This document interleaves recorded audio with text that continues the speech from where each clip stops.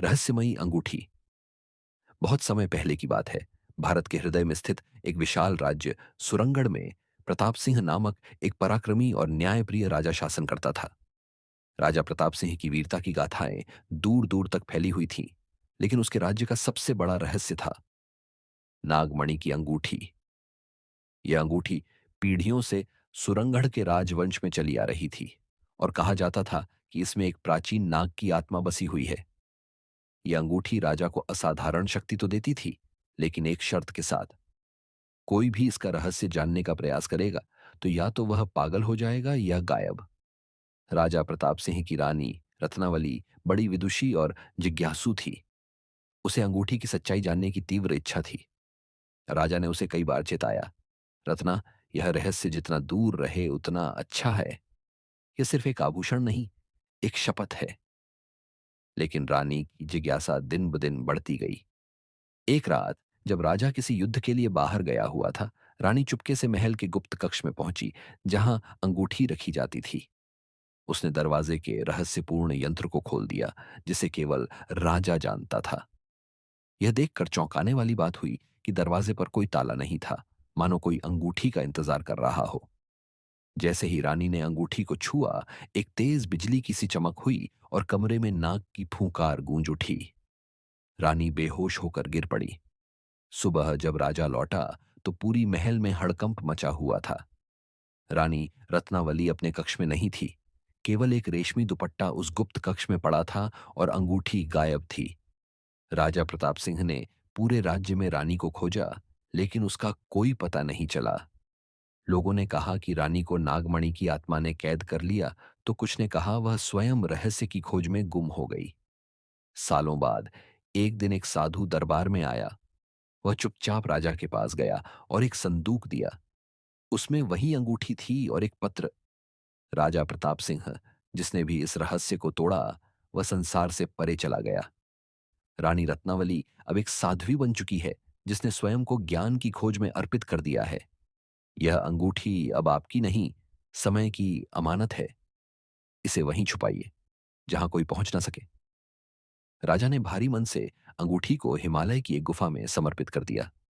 कहते हैं, आज भी जब हिमालय की घाटियों में साए साए की आवाज आती है, तो वो रानी रत्नावली की आत्मा होती है, जो रहस्य की कीमत चुका चुकी है। राजा प्रताप सिंह ने अंगूठी को हिमालय की एक दुर्गम गुफा में समर्पित कर तो दिया था, लेकिन उसका मन कभी चैन नहीं पाया। रानी रत्नावली की यादें, उसकी मुस्कान, उसकी आंखों की जिज्ञासा, सब कुछ राजा के हृदय में ज्यों का त्यों बसा रहा। समय बीतता गया। राजा ने फिर विवाह नहीं किया और राज्य के कार्यों में मन लगाते रहे।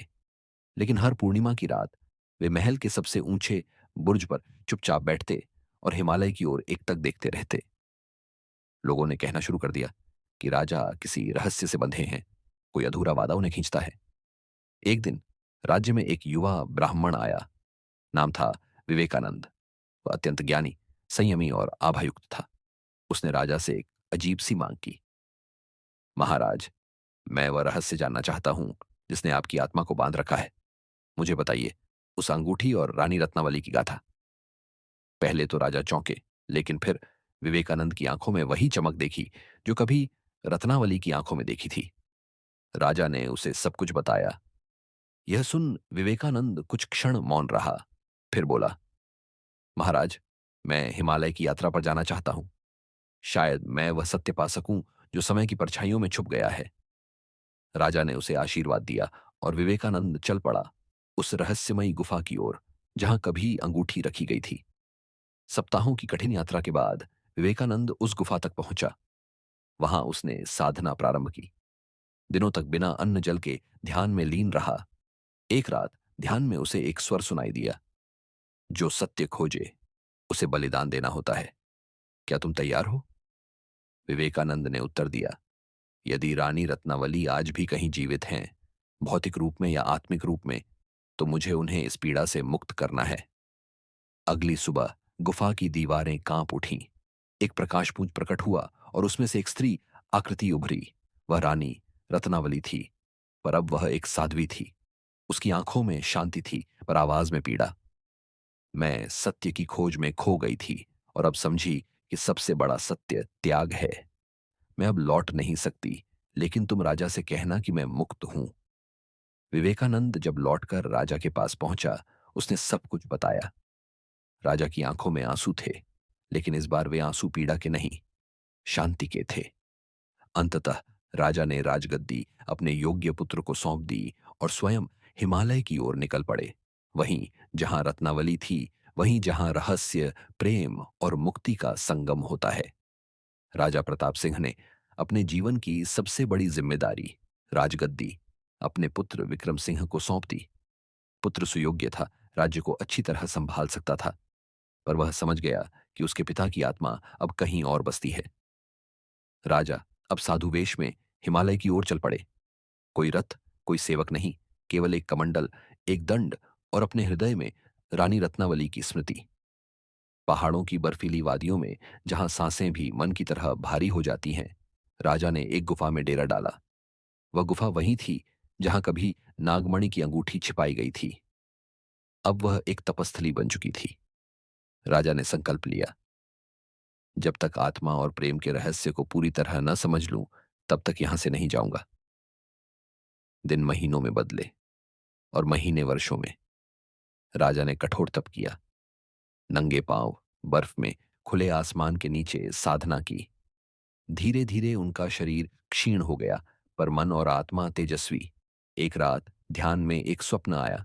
उसमें रानी रत्नावली खड़ी थी, पर इस बार वह रानी नहीं, एक दिव्य रूप थी। वह बोली, प्रताप, तुमने प्रेम को समझा, न केवल पाने में, बल्कि त्याग में।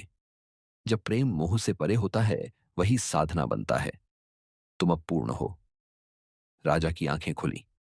उस पल उन्हें लगा जैसे उनके चारों ओर प्रकाश बिखर गया हो। गुफा में जो शिला वर्षों से जमी थी, वह हटी और वहां उन्हें वह अंगूठी फिर से मिली। अब शांत, निष्क्रिय और निर्विकार। राजा ने उसे देखा और मुस्कुराए। अब तू शक्ति नहीं, स्मृति है, और मैं मोह नहीं, योग हूं। इसके बाद राजा ने अंगूठी को हिमालय की बर्फ के नीचे गाड़ दिया, एक छोटे से दीपक के साथ। वे जानते थे कि यह कहानी पूरी हो गई है। राजा प्रताप सिंह ने वहीं एक आश्रम की स्थापना की, जहां अब साधक आते हैं, ध्यान करते हैं और कहते हैं कि कभी कभी एक वृद्ध साधु वहां दिखाई देता है, जिसकी आंखों में वीरता, त्याग और प्रेम का संगम झलकता है।